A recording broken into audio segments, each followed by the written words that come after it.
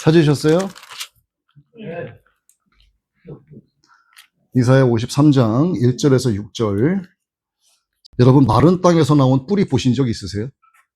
야산이나 이렇게 등산, 또 이렇게 거리를 걷다 보면 작은 나무들이 있어요. 이렇게 큰 아름드리 나무들 말고 이 작은 나무들 보면은 땅이 좀 메말라서 뿌리가 이렇게 바깥으로 삐져나와서 하얗게 메마른 것들이 있어요. 그러면 누가 봐도 그 나무는 저건 조만간 죽겠구나, 이렇게 생각을 한단 말이에요. 그런데 건강한 나무는 뿌리가 우리 눈에 보이지 않고 땅 밑에 이렇게 숨어 있습니다. 그래서 땅 속에 있는 영양분을 빨아들여서 자기의 몸으로 끌어올리고 잎을 나게 하고 또 열매를 맺게 하고. 그런데 뿌리가 올라와 있다 보니까 참 볼품이 없고 저 나무는 뭐 아무짝에도 쓸데가 없다, 이렇게 우리는 판단을 하곤 그래요. 근데 여기서 예수님을 마른 땅에서 나온 뿌리 같다, 이렇게 표현을 합니다.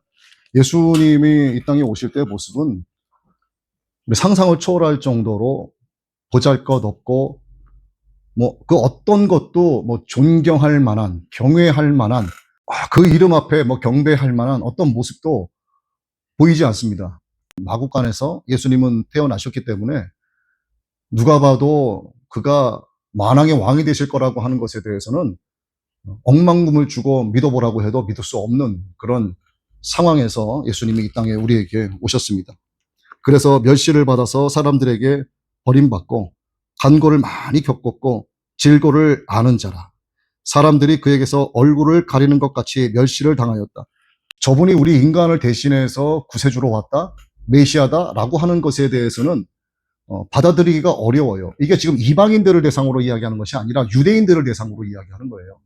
유대인들이 예수님을 봤을 때 예수라고 하는 저 작자는 그저 시기와 질투의 대상일 뿐이고 자신들이 갖고 있었던 유대인으로서의 종교 지도자들로서의 기득권을 빼앗아갈 수밖에 없는, 예수가 가는 곳마다 사람들이 모이기 시작을 하고 기적과 이사가 나타나고 많은 사람들이 예수를 옹호하고 따르고 이러다 보니까 자신들에게 오는 기득권이 와해되기 시작을 한 거죠.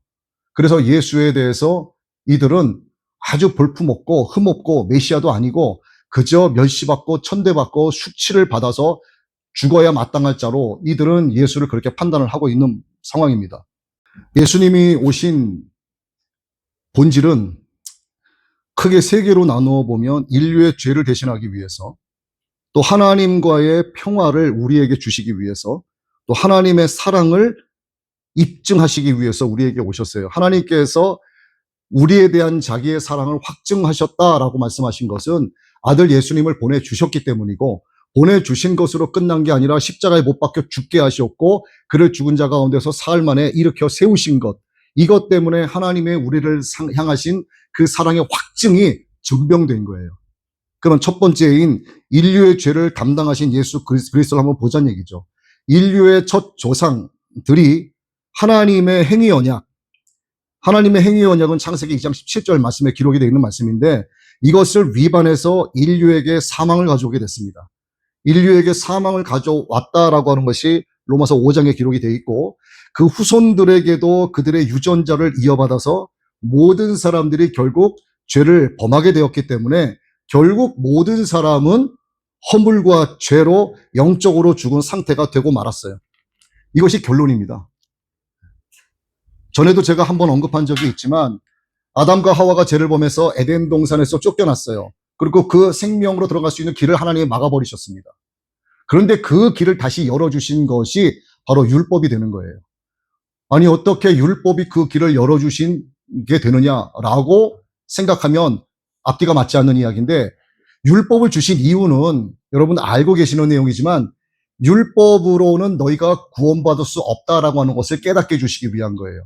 하나님이 율법을 주신 것은 너희가 반드시 이거를 지켜야만 돼라는 목적이 아니라, 너희는 너희의 힘으로는 절대로 너희 스스로를 용서하거나 구원받을 수 없다, 너희는 너희 스스로를 스스로 깨끗하게 할 수 없다는 것을 깨닫게 해주시기 위해서 율법을 주신 거예요. 자, 그럼 그 이전으로 돌아가서 선악과로 가보자고요. 율법의 기초가 되는 선악과입니다. 그 선악과를 하나님이 굳이 안 만드셔도 되는데 굳이 이것을 만드신 이유가 뭐냐? 하나님은 도대체 악하신 분이냐? 짓궂으신 분이냐? 하나님께서 정말 이들에게 너희들 이 땅에서 잘 되고 번성해라. 너희들 여기에서 모든 것을 다스려라. 너희에게 자유의 의지를 준다. 선택을 하면서 살아라. 이렇게 하셨는데, 아니 그러면은 굳이 뭐 선악과를 주지 않아도 되는데 선악과를 세우셨단 말이에요. 그러면 일각에서는 그래요. 하나님께서는 조금 아이러니하신 분이다. 이렇게도 해석을 하는 부분이 있기는 합니다만 많지는 않죠. 그러나 선악과 역시 율법을 예표하는 거죠. 선악과를 이들에게 주신 것은 하나님은 아담과 하와가 선악과를 따먹을 거라는 것을 아셨을까요? 모르셨을까요? 네? 아셨어요. 왜? 하나님은 전지전능하시기 때문에 아신 거예요. 그래서 선악과를 주신 거예요. 왜냐하면 하나님의 목적은 아담과 하와였을까요? 그들을 통해서 태어날 모든 인류였을까요? 하나님의 목적이. 그렇죠? 그거 인정하시죠? 하나님의 목적이 아담과 하와에 머물러 있으면 그건 그들의 세상인 거예요. 에덴 동산에 살고 있는 인류의 것입니다. 그냥 하나님의 은혜는. 오늘 우리의 것은 될 수가 없어요. 그럼 오늘 우리라고 하는 존재도 이 땅에 지금 없을 수도 있는 거예요. 그런데 하나님께서 선악과를 주신 것은 율법을 예표하시기 위함입니다. 그들에게도 너희는 스스로 너희가 너희의 죄를 용서할 수 없고 너희는 완벽한 자들이 아니라고 하는 것을 그들로 깨닫게 하시기 위해서 선악과를 주신 거예요. 역시나 그들은 하나님께서 알고 계신 대로 하나님께서 생명나무를 선악과에 에덴 동산에 함께 놓으셨는데 오랜 세월이 지남에도 불구하고 생명나무의 열매 근처에 가지도 않았어요. 먹지도 않았습니다. 그들이 그 안에서 생명나무의 열매를 먹었다면 그들은 영생을 할까요? 못할까요? 생명나무의 열매. 요한계시록에서 말씀하시는 생명나무의 열매를 먹었어. 그러면 영생을 할까요? 못할까요? 이들은 하는 거예요. 근데 결국 먹었어요? 안 먹었어요? 안 먹은 거예요. 뭘 먹었어요? 선악과를 먹은 거예요. 너희들 죄 지은 거 이제 알았지? 이리 와. 그들 앞에서 짐승을 잡아서 가죽을 벗겨서 옷을 입혀주신 거예요. 그러는 동시에 하나님은 그들에게 사명을 부여해 주시는 겁니다. 성경에 그 기록이 되어 있지 않아요. 내가 너희에게 짐승을 잡아서 그리스도를 예표하는 가죽 옷을 너희에게 입혀주니 너희들도 가서 그들에게 내 아들 그리스도의 옷을 입혀줘라 라고 말씀은 하고 계시지 않지만 이들은 하나님으로부터 이러한 교훈을 받은 겁니다. 이 순간에. 하나님의 능력으로만 용서가 가능하고 하나님의 권능으로만 내가 죄사함을 받을 수 있다는 것을 이들은 깨닫게 된 거예요. 그래서 에덴 동산에서 비록 쫓겨났고 이 안으로 들어갈 수 있는 생명의 길은 불화염검으로 막혀져 있었지만 이들은 나가서 그래도 하나님을 향한 신앙을 가지고 있었던 거죠. 그래서 아빠, 엄마의 교육이 가인과 아벨에게까지 흘러간 거예요. 그러니까 이 아이들이 자라면서 하나님께 제사를 올린 겁니다. 얘네가 누구한테 이런 얘기를 들어서 하나님께 제사를 올렸을까요? 누구로부터 교육받았어요, 이거? 아담과 하와로부터, 자기 엄마, 아빠로부터 하나님에 대한 이야기를 들었겠죠. 듣고 나서 하나님께 이렇게 제사를 올려야 된다라고 하는 것을 가르친 거예요. 그래서 아벨은 짐승을 잡고 가인은 농사 지은 것을 가지고 하나님께 경배를 올려드리고 제사를 올려드린 거예요. 즉, 이 말은 하나님의 은혜로 가죽옷을 하나님께서 입혀주시고 그들의 죄가 그 순간에 그것으로 인해서 씻음 받았다라고 하는 것이 증명되는 겁니다. 그래서 하나님으로부터 부여받은 것은 하나님의 그 사랑, 하나님의 그 용서, 하나님의 그 은혜를 이제는 전해야 된다라고 하는 사명을 받은 거예요. 그래서 아들들에게 이와 같은 사실을 가르친 겁니다. 신앙의 계승이 가인과 아벨에게 전해진 거예요. 그래서 이들은 하나님께 제사를 드리게 된 겁니다. 자, 그리고 율법을 주셨어요. 율법 역시도 인간이 지킬 수 없어요. 하나님은 너희가 율법을 지킬 수 없다라고 말씀하지는 않으셨지만 인간들이 율법을 받아서 보니까 지킬 수 있는 것이 아무것도 없어요. 그런데 간혹 가다가 어떤 사람들이 나타납니까? 사울 나타나잖아요. 사도 바울. 사도 바울이 사울일 때 뭐라고 그래요? 나는 안 지킨 것이 하나도 없다. 대단한 사람이에요. 그리고 또 누가 나타나요? 예수님께서 막 복음을 전하며 다니실 때 어떤 청년이 부자 관원이 와서 나는 어릴 때부터 지키지 않은 것이 하나도 없다라고 이야기해요. 이러한 사람들도 있어요. 있죠? 그럼 하나님이 틀렸네. 맞잖아요. 인간은 율법을 지킬 수 없는데 난 다 지켰다 그래. 그럼 하나님이 잘못된 거 아니에요. 부자 관원이 와가지고 예수님 난 다 지켰습니다. 그러자 예수님께서 그래? 더 센 거 주시는 거예요. 너 살인한 적 있니 없니? 없습니다. 그래? 마음으로 사람을 미워해도 그거 살인한 것과 똑같다? 할 말이 없는 거예요. 마음으로 미워한 적이 있거든. 결국 뭐예요? 율법을 지킬 수 있다, 없다? 없다는 거예요. 선악과는 율법을 예표하고 율법은 누구를 예표한다? 예수 그리스도를 예표하는 거예요. 그래서 예수 그리스도께서 오셔서 내가 길이야, 내가 진리야, 내가 생명이야. 나로 말미암지 않고는 아버지께로 갈 수가 없어. 반대로 나를 통해서만 하나님 아버지께로 너희가 갈 수 있다, 이렇게 말씀하신 거죠. 즉 하나님께서 에덴 동산에 들어갈 수 있는 생명길을 막으신 것을 누가 여셨어요? 예수님이 여신 거예요. 그러면 하나님께서 막으신 에덴 동산의 그 생명의 길이 곧 누구예요? 이 길이 누구예요? 이 길이 바로 예수님인 거예요. 예수님은 그래서 태초부터 계신 분이시고 말씀으로 계신 분이신 거예요. 예수님은 하나님이 천지를 창조하고 난 이후에 갑자기 나타나신 분이 아니라 태초 이전부터 예수님은 계셨던 분이세요. 길로서, 말씀으로서, 생명으로서, 빛으로서 존재하신 분인데 하나님께서 빛이 있으라 하심에 빛이 나타났는데 감춰져 있던 빛을 하나님이 여시고 드러내신 것뿐입니다. 빛이란 존재가 없었던 것이 나타난 게 아니라 존재했던 것을 하나님께서 세상의 영혼의 시작이라고 하는 그 시점부터 나타내셔서 우리 육신의 눈으로 하여금 보게 해주신 거예요. 하나님은 빛이시란 말 들어보셨죠? 성경에 기록되어 있죠? 네. 하나님은 빛이세요. 그런데 하나님이 왜 갑자기 빛이 있으라 하심에 빛이 있었고 왜 빛이 생겼냐 이거죠. 왜 갑자기 빛을 만드셨냐. 이건 만드신 게 아니라 빛을 우리로 하여금 보게 해주신 겁니다. 그 순간부터. 그렇게 해서 아담과 하와로 하여금 하나님을 경배해야 하고 하나님의 사랑과 용서의 은혜를 전하는 사명을 하나님으로부터 부여받아서 자식들에게 믿음의 계승이 흘러가기 시작을 한 겁니다.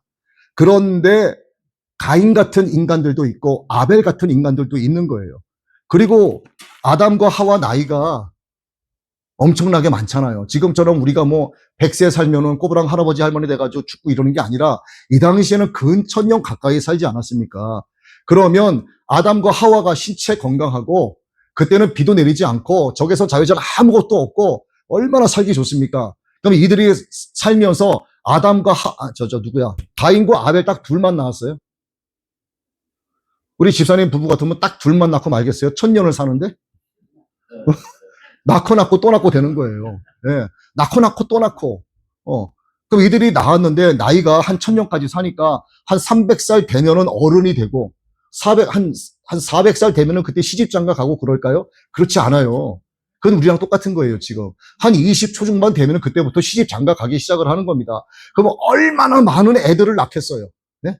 가인과 아벨만 성경에 등장하지만 얼마나 이 뒤에 많은 자식을 낳았겠습니까? 이 자식들이 옹기종기 모여서 거기만 살겠어요?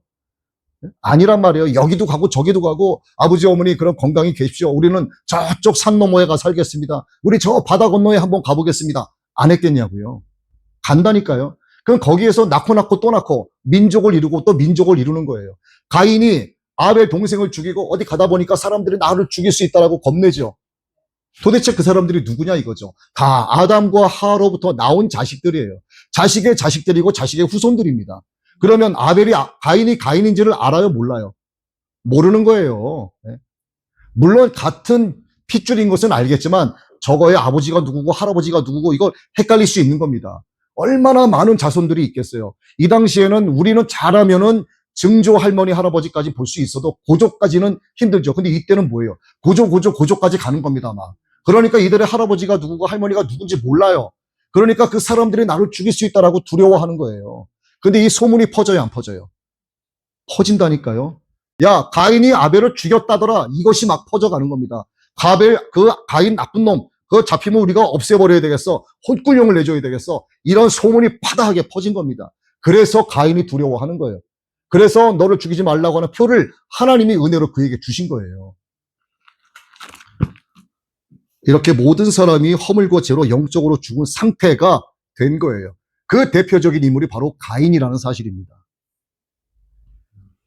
그러니까 모든 사람이 사망의 몸을 구원하기 위해서는 결국 그 값을 누군가가 전 인류의 죄값만큼이나 대신 지불하고 속량하지 않으면 안 되는 거예요. 그 모든 인류의 죄값을 누가 대신 짊어지시겠느냐? 누가 대신 그 죄를 안고 가겠느냐? 여러분 같으면 하겠습니까? 저 같아도 못해요. 그러니까 이걸 할 수 있는 분은 하나님 한 분밖에 안 계시는 거예요. 하나님이 아니면은 누가 인간의 죄값을 대신 짊어지시? 그래서 우리가 알아듣기 쉽게 하나님의 아들이라는 표현을 쓰셔가지고 하나님께서, 즉 말씀이 육신에서 우리에게 오신 거예요. 무슨 이름으로? 예수라는 이름으로. 그래서 오늘 오전에도 유월절에 대한 말씀을 잠시 해주셨지만, 우리는 지금 내 영혼이 무엇을 입고 있습니까? 육신을 입고 있죠. 내 영혼이 살고 있는 장막이 지금 내 육신인 거예요. 그럼 우리에게 죽음이 넘어갈까요? 안 넘어갈까요? 우리에게 죽음이 넘어가는 거예요. 육신이 망가지고 육신이 흙으로 돌아가는 것은 진짜 죽음이 아니에요, 이것은. 그래서 죽음을 두려워하면 안 됩니다. 진짜 죽음은 바로 둘째 사망부터 시작이 되는 거예요. 육신의 죽음은 죽음이 아니라 잠드는 거예요. 우리 그리스도인은 이걸 잠든다라고 이야기하고 예수님이 그렇게 가르쳐 주셨어요. 그러나 예수님을 믿지 않는 불신자들은 육신도 죽고 육신이 죽은 뒤에 진짜 죽음인 둘째 사망을 맞이하게 되는 건데, 그래서 영원히 죽을 수밖에 없는 우리를 위해서 대신 십자가를 질 수 있는 분을 하나님께서 하나님 자신으로 설정을 하셔가지고 예수의 이름으로 육신의 몸을 입고 이 땅에 오신 것. 그런데 그가 이 땅에 오셨는데 막 휘황찬란하게 하늘의 군대가 함께 막 오고 막 유니콘 같은 머리에 막 뿔 달리고 하얀 날개를 가진 하얀 말을 타고 예수님이 막 이런 모습으로 만약에 오셨다. 그럼 어떻게 되겠습니까? 온 세상이 예수님 앞에 고개를 숙이는 거예요. 오, 우리의 메시아. 유대인들이 뭐라고 합니까? 야, 드디어 우리가 기다리던 메시아가 오셨다. 그렇게 되면 성경이 어떻게 되는 거예요? 성경은 이게 존재하지가 않는 겁니다. 구약도 필요 없고 율법도 필요 없고 신약, 예수 그리스도의 사복음서 다 필요 없는 거예요. 이거는 누구의 복음이냐면 우리의 복음이 아니라 이스라엘 유대인의 복음이 되는 거예요. 그 순간부터. 그래서 하나님은 아주 볼품없는 모습으로, 아주 수치를 받을 만한 모습으로, 어떤 것도 존경이나 경외를 받을 만한 모습이 아닌 그냥 아주 하찮은 인간의 모습으로 우리에게 오신 거예요. 여러분, 자, 예수님께서 제자들과 함께 3년 생활하신 거 아시죠? 예수님이 그럼 어디서 주무셨을까요? 굴에서 주무시고 또요. 상상을 해보세요, 여러분. 집 없었어요. 제자들이 이렇게 옹기종기 모여 살고 있는 그 갈릴리 바닷가. 예수님이 거기서 제자들과 오랫동안 같이 있었잖아요. 제자들을 도제식 교육을 시키신 거예요. 도제식 교육이라는 것은 데리고 다니면서 직접 실천하고 모습을 보여주시고 따라하게 만들고 또 고쳐주시고 또 가르쳐주시고 함께 동거동락하면서 도제식 교육을 해주셨어요. 그러면 이 제자들은 결혼한 자들도 있고 부모님과 함께 살고 있는 제자들도 있고, 그러면 이들이 항상 3년 동안 집에 나와 있었을까요? 제자들이? 안 그래요. 예수님이 항상 제자들을 데리고 이곳저곳 다니면서 집에도 못 들어가게 하고 나랑 같이 돌아다니자, 나랑 같이 길거리에서 잠자자, 그런 게 아니에요. 갔다가 다시 돌아오면 제자들과 이들은 다 집으로 가요. 예수님 혼자 남는 거예요. 예수님도 염치가 있지. 맨날 베드로의 집에 가서 이렇게 야, 하룻밤만 자자. 안 그런다니까. 예수님이 뭐 하셨어요? 목수셨잖아요, 목수. 예수님은요, 그냥 이렇게 들판 저쪽 어귀에 나무로 얼기설기 만들어가서 주무시고, 거기서 이렇게 나무 깎아가지고 불 쬐놓고, 예수님은 그렇게 생활하셨어요. 3년 동안. 인자가 머리 둘 곳이 없다, 이 말씀하셨죠. 예수님은 3년 동안 자기가 거할 집이 없었어요. 머리를 마음대로 놓고 이렇게 주무실 수 있는 장소가 없었어요, 예수님은. 그런데 제자들은 집에 돌아갔어요, 다. 아침이 되면 다시 모여. 예수님이 그래 내일 우리 베드로의 집에서 만나자. 예수님도 저쪽 가서 다 들어가는 거 보고 나무 해가지고 이렇게 모닥불 피워놓고 얼기설기 해가지고 뭐 스프도 끓여 드시고 뭐 빵 있는 거 꺼내서 드시고 이렇게 들어가서 주무시기도 하시고, 그리고 나서 아침이 되면 그 다음날 약속 장소로 가는 거예요. 오늘은 야고보의 집에서, 오늘은 요한의 집에서, 오늘은 베드로의 집에서 모이자. 알겠습니다, 예수님. 오늘은 제 집사람에게 얘기해서 빵과 과일과 견과류 이거를 저희가 준비하겠습니다. 그래, 내일은 베드로의 집에서 아침 10시 경에 우리 모이자. 모여서 아침 먹고 오늘 우리가 저쪽 마을로 가서 전도하자. 이게 예수님의 3년의 생활이었어요. 그러니 누가 그 제자들하고 떠돌이 생활하고 있는 그 예수라고 하는 인간을 메시아라고 받겠습니까? 그나마 기적이나 좀 베풀고 그나마 눈먼 자 눈 뜨고 앉은 뱅이 일어나고 죽은 자가 살아나고 이러니까 우와 이런 거예요. 이런 거. 그거 없었으면 어떻게 될 뻔했어요. 야 저게 무슨 메시아야 이렇게 되는 겁니다. 아무 볼품이 없는 거예요. 네. 집도 절도 없이 떠돌아다니면서 아무 데나 그냥 돌베고 잠이나 자고 일어나면은 그냥 주섬주섬 하고 나무 이렇게 잘라가지고 나무 이렇게 즙 내가지고 그걸로 입 닦고 이렇게 하셨단 말이에요. 예수님이 그렇게 오신 이유가 있으시겠죠. 가난한 자의 친구이고 죄인들을 구원하러 오셨기 때문에 그렇게 하신 거예요. 그렇기 때문에 그 하찮고 보잘것없고 배운 거 없고 무식하고 태어나서 계속 성인이 될 때까지 물고기 얼굴이나 쳐다보고 살고 있었던 그 어부들 제자들에게 예수님께서 가셔서 나를 따르라 하니까 그들이 예수님을 따른 거예요. 예수님이 금띠를 두르고 왕관을 쓰고 큰 무리들이 따르면서 예수님이 막 번쩍이는 그런 황금 옷을 입고 가서 나를 따르라 하면은 제자들에게는요 굉장히 그 괴리감이 생기는 겁니다. 따를 수가 없어요. 저 왕 같은 분이 나에게 와서 나를 따르라고 말씀하시는데 도대체 무엇일까? 의심이 되고 그런데 아무것도 보잘것없는 그분이 오셔가지고 생전 들어보지도 못한 하나님 나라의 복음을 가르쳐 주시니까 이 제자들이 귀를 열기 시작을 한 거예요.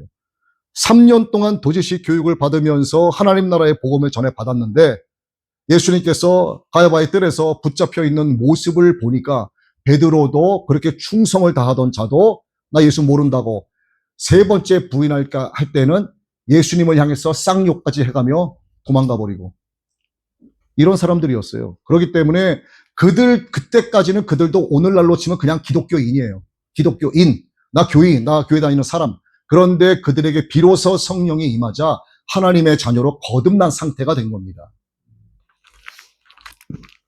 이렇게 인류의 죄를 담당하시기 위해서 예수님이 그러한 모습으로 우리에게 오셨다는 것이고 두 번째로 하나님과의 평화를 이루시기 위해서 오신 거예요. 하나님과 나와는요 관계가 회복될 수 없는 관계입니다. 절대로 회복이 될 수 없어요. 네.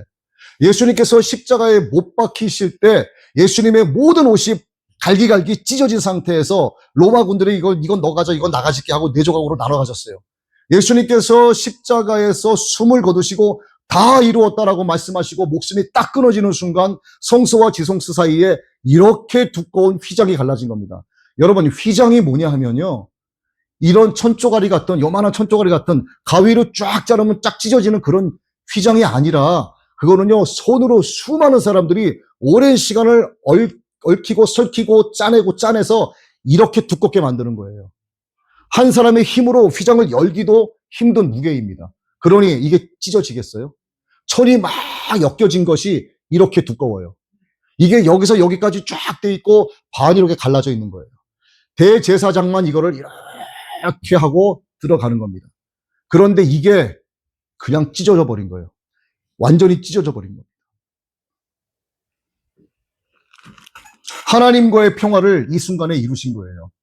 예수님이 친히 속죄제가 되주셨고 화목제가 되주신 거예요. 그래서 예수님을 믿으면 하나님과 화목한 자가 되는 겁니다. 너희가 아무리 율법을 지키려고 해봐. 너 선악과 따먹지 않으려고 자꾸 외면해봐. 네 머릿속에 자꾸 선악과만 떠오를걸? 하나님은 다 알고 계셨던 거예요. 그래서 선악과를 두셨고 율법을 주셨고 산상수훈을 주셨고 십계명을 주셨고 그래서 예수 그리스도를 보내주신 겁니다.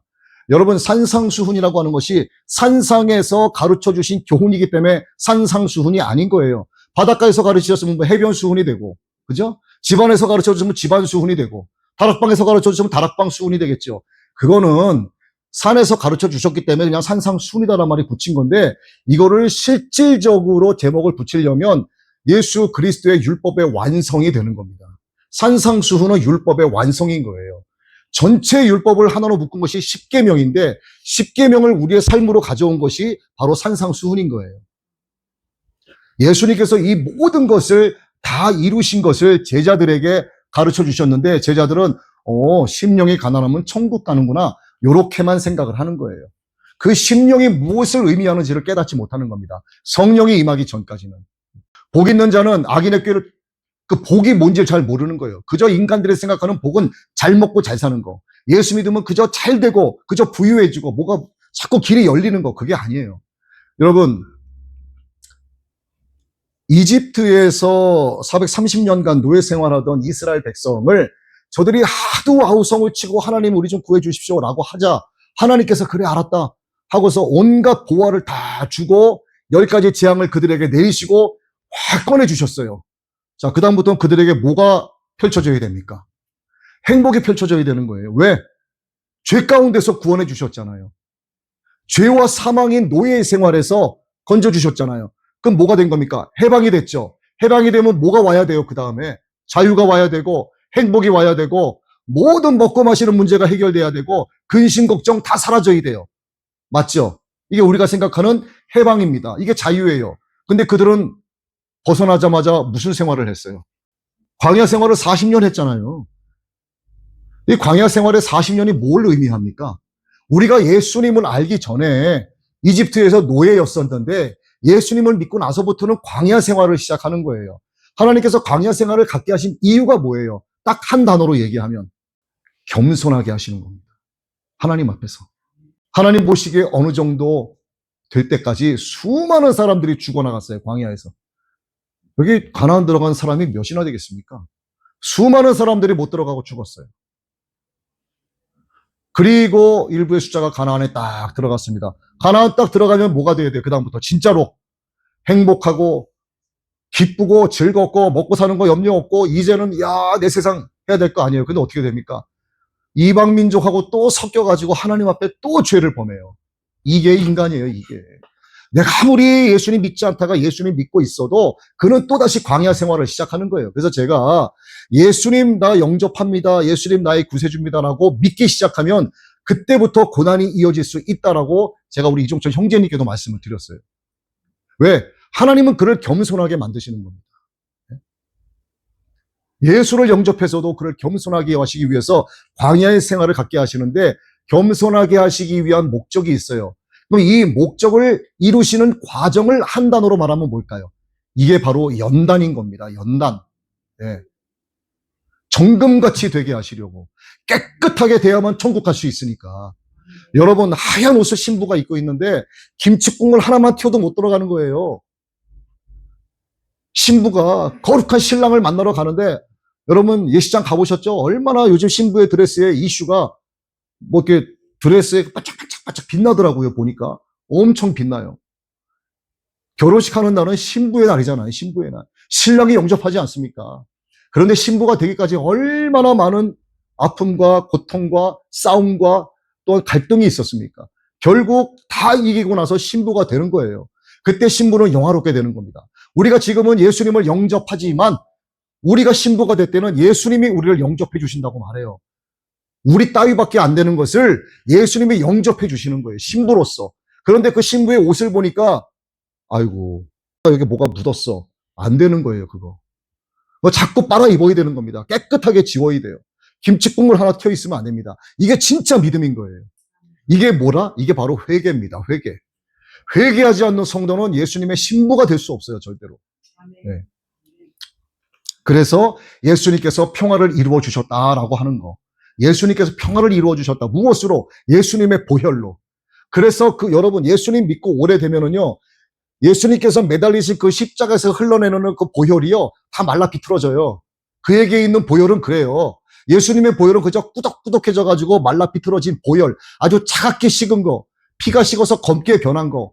만져도 은혜가 안 되고 만져도 뜨겁지가 않은. 그래서 보혈로 말을 하지만 보혈이 아닌 거예요. 그에게는. 그냥 종교인으로서 십자가를 바라보는 거예요. 그래서 항상 내 믿음이 뜨겁기 위해서는 내가 예수님의 십자가 복음을 생각할 때 거기서 흘러내리는 예수 그리스도의 십자가 보혈이 여전히 붉은 빛을 띠고 여전히 그 피의 온도가 뜨거워야 되는 겁니다. 여러분의 믿음이 그렇게 뜨거워져야 되는 거예요. 근데 그러기 위해서는 성령으로 충만하지 않으면은 예수님의 보혈이 보혈되지 않는 거죠. 예수님은 나를 위해서 평화를 이루셨는데 그 평화는 나하고는 관계없이 되는 거예요. 하나님과의 관계가 회복이 돼야 되는데 회복이 안 되는 거야. 자꾸 그냥 종교의 시류에 휩쓸려 가고 많은 사람들이 모인 곳에 가서 예배드리면 나도 여기서 있으니 거룩해진 것처럼 이 규모의 신앙에 휩쓸려 가는 거 여러분 다 걸러집니다. 다 걸러져요. 저를 한번 따라와 보세요. 지금 저를 큰 소리로 따라 하시는 겁니다. 주여, 문을 열어주소서.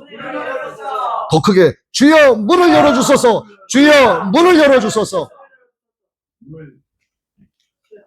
여러분들이 좁은 길을 지금 가고 있어요. 이 좁은 길 끝에 뭐가 있습니까? 좁은 문이 있어요. 이 문을 누가 열어주셔야 돼요? 누가 열어주셔야 돼요? 예수님.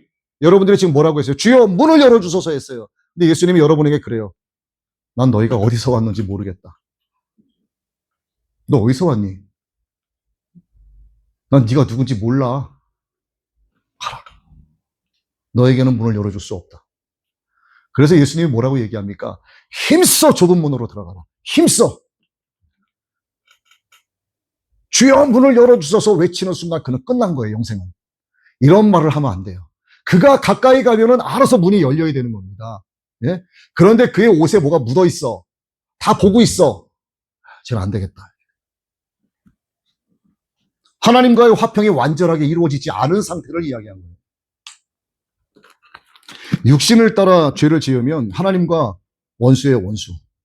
창조주 하나님이 영생의 주인이 되시기 때문에 하나님과 화목하지 않고는 이 중 어느 것이나 가지는 것이 불가능한 겁니다. 아무것도 가질 수 없어요.